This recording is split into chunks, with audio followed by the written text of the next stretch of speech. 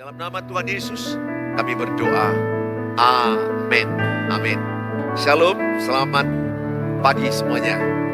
Bapak Ibu yang saya kasihi, hari ini saya membawa tema bagaimana kita menghadapi masalah dengan tenang, jangan panik bersama dengan Tuhan.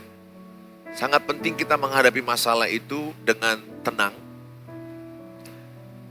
Serahkan kepada Tuhan, percayakan kepada Tuhan. Tenang di situ bukan berarti kita pasif. Tenang di situ adalah menjadi satu kekuatan di mana kita mengandalkan Tuhan. Setelah kita menyerahkan seluruh apa yang bisa kita lakukan, seluruh apa yang bisa kita kerjakan, kita serahkan kepada Tuhan, maka kita akan jadi tenang. Jadi ada bagianmu, ada bagian Tuhan. Biarlah Tuhan yang bekerja. Iman itu adalah Tuhan yang bekerja. Iman itu artinya percaya kepada Tuhan. Percaya kekuatan Tuhan. Saya ajak saudara, supaya saudara menghadapi masalah. Hadapilah masalah dengan tenang. Bersama dengan Tuhan. Responi masalah. Saudara-saudaraku yang ada di YouTube. Saya bacakan dalam Keluaran 14 ayat 11 sampai 12. Dan mereka berkata kepada Musa, apakah karena tidak ada kuburan di Mesir, maka engkau membawa kami untuk mati di padang gurun ini? Apakah yang kau perbuat ini terhadap kami dengan membawa kami keluar dari Mesir? Bukankah ini telah kami katakan kepadamu di Mesir, janganlah mengganggu kami, dan biarlah kami bekerja pada orang Mesir, sebab lebih baik bagi kami untuk bekerja pada orang Mesir daripada mati di padang gurun ini. Saudara, orang-orang Israel setelah dipanggil oleh Tuhan yang dipimpin oleh Musa dari perbudakan Mesir 400 tahunan lebih di sana. Allah menggenapi janjinya untuk membawa umat pilihannya kepada janji Allah, ke tanah perjanjian. Tentu kalau Allah yang sudah memilih, Allah yang sudah menetapkan, Allah akan menyertai. Dalam perjalanan, lewat pimpinan Musa, orang-orang Israel, ada 2 juta orang lebih, 2 juta lebih. Di perjalanan mereka itu ada 40 tahun. Harusnya tidak perlu sampai 40 tahun. Karena mereka banyak berputar-putar di padang gurun. Karena mengeluh bersungut-sungut. Satu waktu mereka beberapa kali kejadian kurang air atau tidak adanya air dan makanan. Sehingga mereka mengeluh bersungut-sungut. Maka salah satu dosa Israel yang paling besar itu adalah dalam 1 Korintus 10 ayat yang ke-10 itu adalah bersungut-sungut. Karena mereka bersungut-sungutlah dikatakan maka mereka itu binasa. Mereka banyak binasa. Banyak mengalami kematian di padang gurun. Yang sampai ke tanah perjanjian itu Yosua dan Kaleb. Selebihnya generasi berikutnya. Generasi yang berangkat itu hanya Yosua dan Kaleb. Saudara, saya mau katakan sama saudara, ketika ada masalah, ketika ada persoalan, ketika ada tantangan dalam hidup saudara, responi dengan iman, responi dengan tenang, jangan panik, jangan stres, jangan khawatir, jangan takut. Amsal 24 ayat 10 bilang begini, melihat kekuatan orang itu saat ada masalah. Jadi melihat kekuatan saya sebagai seorang pendeta, pengkhotbah, gembala jemaat, sekolah teologi, ada 2 sekolah teologi saya. Melihat saya, iman saya kuat atau tidak, saat ada kesukaran. Itu Amsal 24 ayat 10. Saat ada persoalan, saat ada tekanan, saat ada penderitaan. Maka itu akan kelihatan apakah imanku goyah atau teguh. Kalau imanku teguh, apapun masalah, ciri-cirinya, diresponinya dengan tenang. Dihadapinya dengan hikmat Tuhan. Dihadapinya bersama dengan Tuhan. Maka Matius 6 ayat 3-4 dikatakan, janganlah kamu khawatir. Kesusahan sehari cukuplah untuk sehari. Saudara-saudaraku yang saya kasihi. Ada banyak pergumulan dalam hidup kita, ada banyak penderitaan. Dalam pernikahan, Ada banyak yang menelepon saya. Mungkin engkau menyaksikan. Ketika engkau nangis, saya ikut merasakan tangisan. Baru pagi ini saya ditelepon, bahkan dihubungi hampir jam 1 pagi.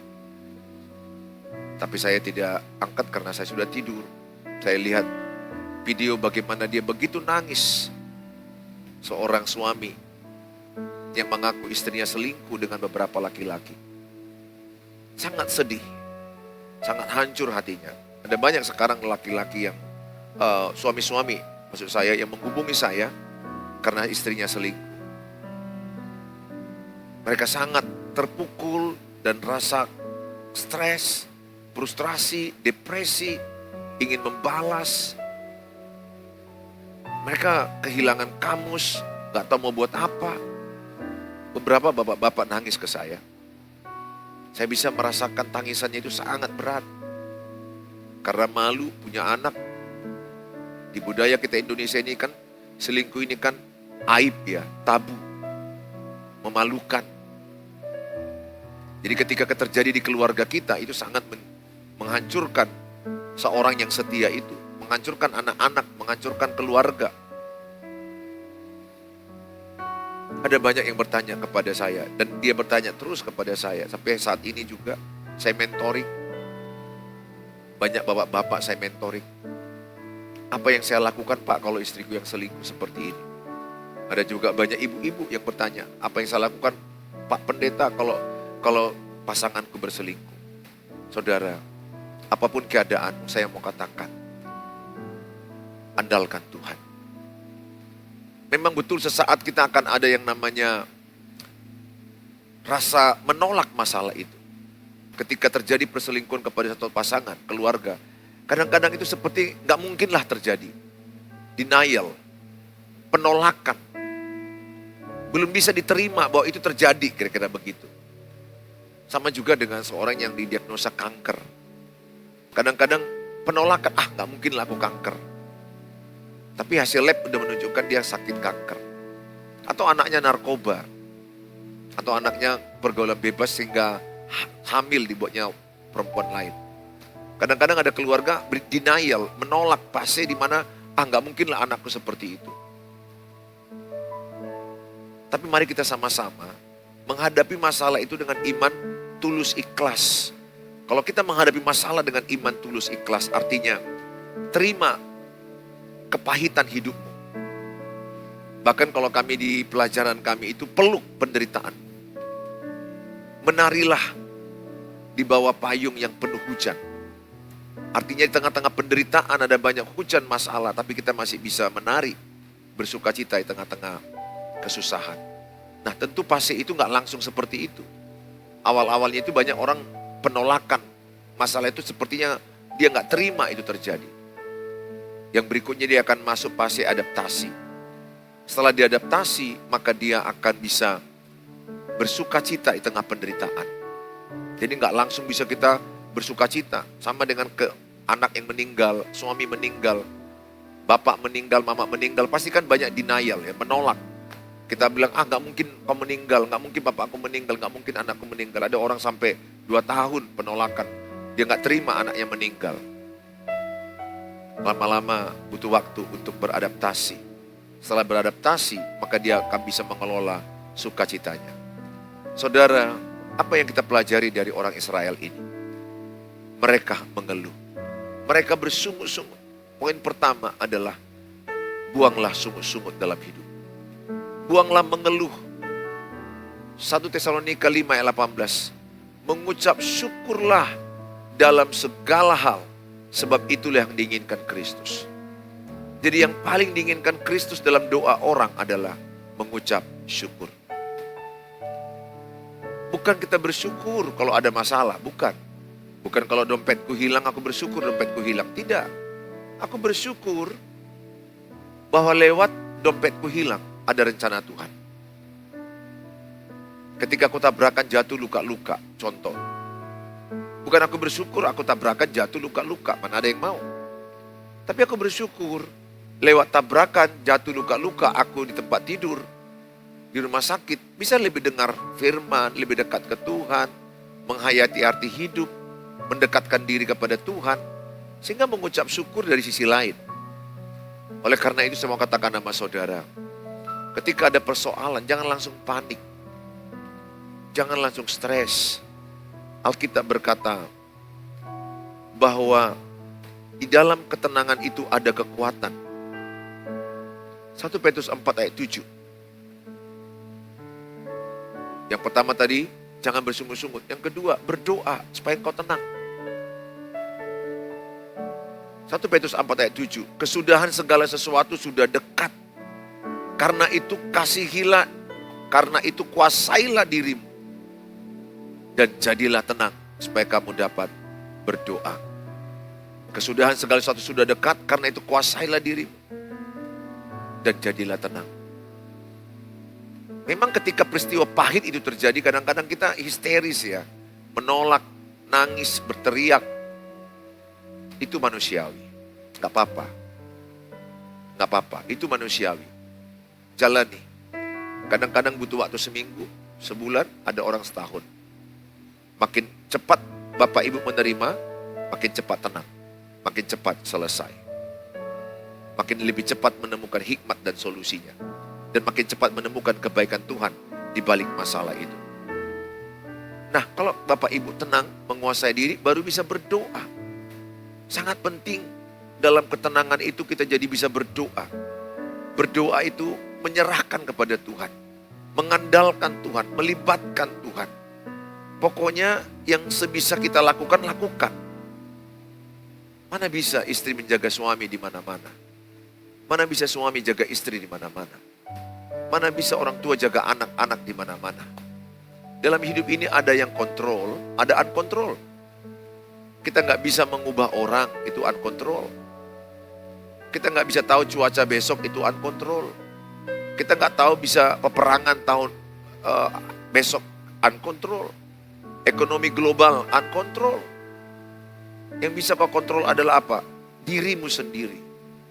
Emosimu, marahmu, khawatirmu, takutmu bisa kau kuasai. Kuasai, latih diri.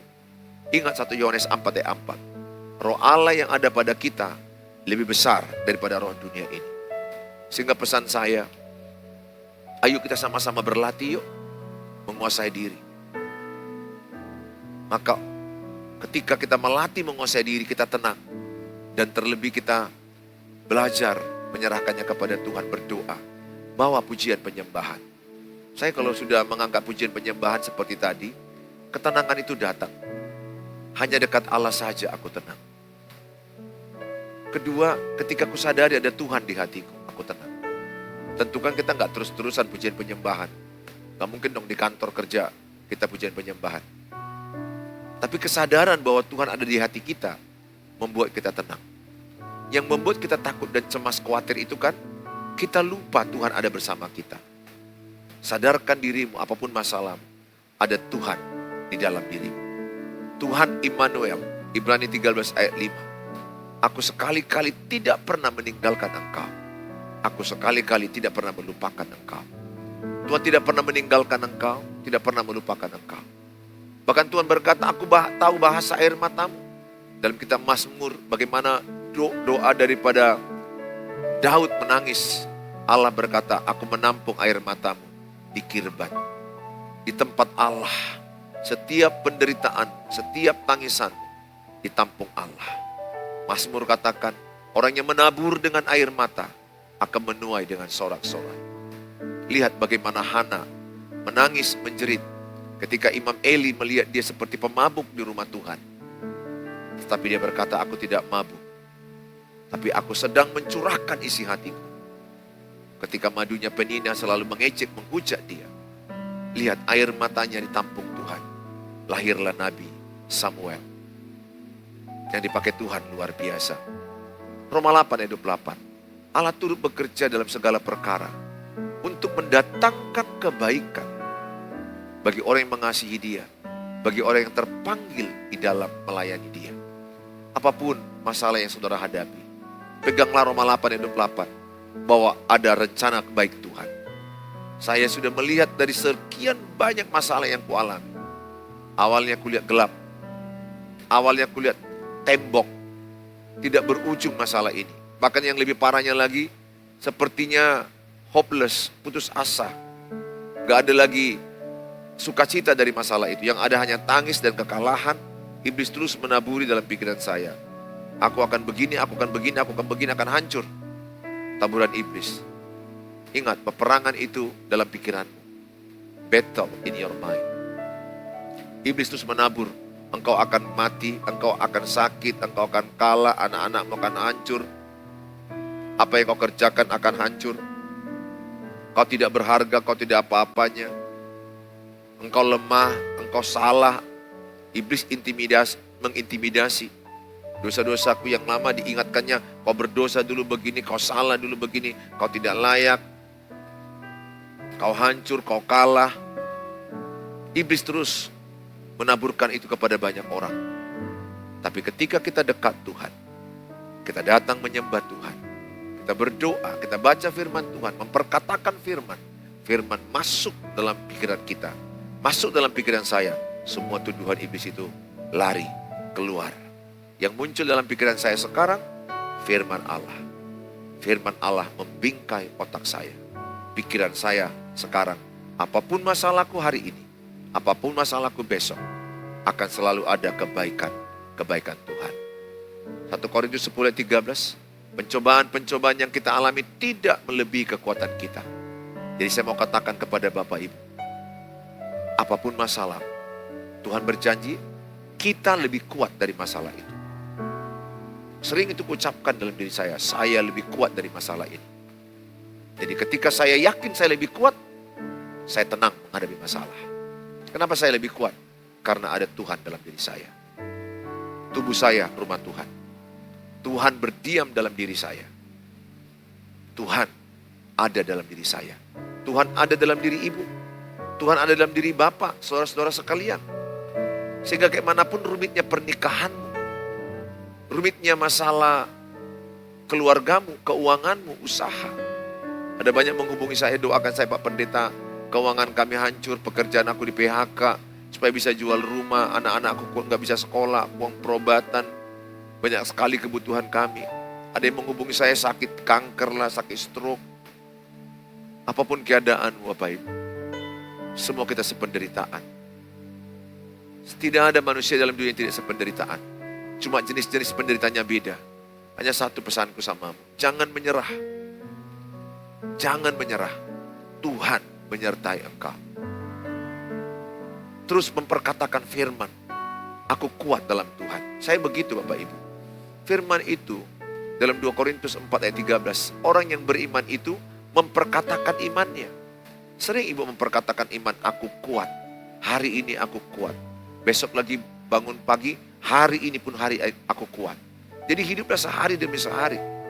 Hari ini aku kuat. Besok bangun, hari ini juga aku kuat. Besok yang lagi bangun, hari ini juga aku kuat. Jadi ibu kuatnya sehari demi sehari. Karena masalah itu kata Alkitab, sehari demi sehari. Jadi hari ini ibu kuat. Besok kuat lagi. Saya berdoa, Bapak Ibu, jangan panik, jangan stres, jangan khawatir. Percayalah, Tuhan punya rencana di balik segala masalah. Di dalam Alkitab dikatakan dalam kitab Yesaya, saya bacakan Yesaya 30 ayat 15. Sebab beginilah firman Tuhan Allah yang Maha Kudus, Allah Israel. Dengan bertobat dan tinggal diam. Dengan bertobat, ini betul bertobat ya. Dengan bertobat dan tinggal diam, kamu akan diselamatkan. Dalam tinggal tenang dan percaya terletak kekuatanmu, tetapi kamu enggan. Kita penting bertobat, tinggalkan dosa. Tinggalkan dosa. Seorang bapak sama saya, hubungi saya dari Papua. Saya udah bertobat Pak Pendeta, meninggalkan selingkuhan saya. Istri saya tidak menerima saya apa adanya, padahal saya sudah janji. Dan istrinya selalu mengungkit-ungkit dosanya, mengingat-ingat dosanya. Saya mau katakan kepada Bapak yang mungkin kau nonton, saksikan ini. Teruslah bertobat, tinggalkan. Tapi jujur, dalam pertobatan perselingkuhan, pasangan yang setia itu trauma. Untuk kesembuhan traumanya itu butuh waktu. Butuh kesabaran Bapak. Karena kalau orang sudah selingkuh, maka pasangan yang setia itu sangat trauma seumur hidupnya. Seumur hidup. Apakah bisa dia sembuh? Bisa. Butuh waktu. Kenapa seumur hidup? Karena cerita perselingkuhan itu dari hari, malam, pagi, siang, malam, pagi, siang, malam, setahun, 2 tahun, 10 tahun. Dia ingat ceritanya di mana ketemu kamu, bapak dengan perempuan. Atau sebaliknya ibu dengan laki-laki lain. Cerita itu termemori di otaknya. Baju apa, tempatnya di mana, apa yang terjadi, apalagi yang ku tahu ada dapat video.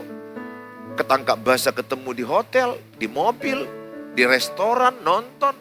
Cerita itu semuanya begitu banyak. Sehingga orang yang berselingkuh meninggalkan trauma kepada pasangan setianya seumur hidup. Tapi Tuhan sanggup menyembuhkan kalau yang setia itu mau mengampuni. Melepaskan pengampunan pelan-pelan. Butuh waktu. Makanya saya bilang sama Bapak, Bapak gak boleh egois karena Bapak udah mengaku berselingkuh. Bapak udah mengaku berselingkuh sekian tahun. Puji Tuhan lah Bapak mengaku dan bertobat. Dan mau kembali ke istri dan anak-anak Bapak ada 3 orang. Tapi istri Bapak kalau sekarang ini masih marah, masih gak percaya penuh, trauma, sabarlah. Karena apa Bapak tabur itu yang Bapak tuai. Butuh waktu. Sebagaimana yang Bapak sering ku telepon, sering ku kuatkan, sabar. Puji Tuhan langkah 1 udah bagus. Bapak bertobat, kembali ke istri, kembali ke anak-anak. Tapi berani berbuat, berani bertanggung jawab, risikonya berat. Makanya setiap dosa perselingkuhan itu risikonya sangat berat. Sangat berat. Tapi saya bangga dan salut dengan Bapak. Tuhan pakai Bapak bertobat. Tuhan pakai Bapak kembali kepada Tuhan. Dan datang kepada Tuhan, mengaku dosa, bahkan mengaku kepada pendeta. Dan Bapak janji meninggalkan itu. Bapak bertobat. Bagus, puji Tuhan. Tapi sabar ya Pak. Anak-anakmu trauma, istrimu trauma. Butuh waktu. Semakin sungguh-sungguh Bapak bertobat, mungkin 1 tahun, 2 tahun, 3 tahun, kesembuhan itu bisa terjadi. Trauma istrimu, anak-anakmu bisa berubah. Alkitab ini berkata, dalam tinggal tenang dan percaya terletak kekuatan. Dalam tinggal tenang dan percaya terletak kekuatan. Pak, jangan lagi marah-marah, tenang, serahkan sama Tuhan. Berbuat baik kepada istri, percayalah, perjuangan kita bersama dengan Tuhan tidak pernah sia-sia.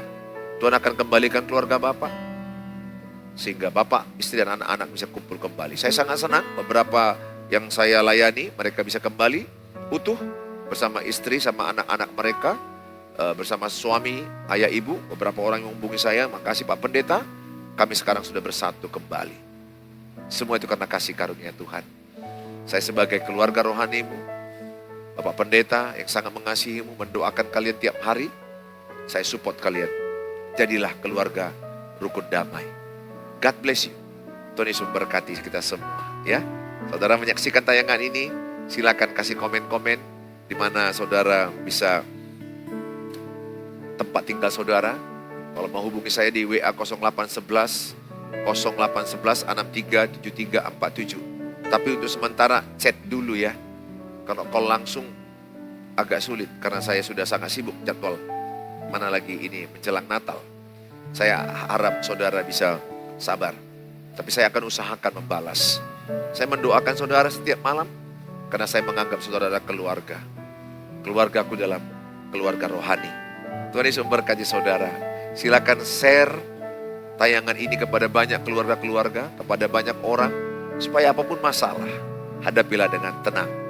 Hanya dekat Allah saja kita akan tenang. Dalam tinggal tenang dan berdoa ada kekuatan Allah.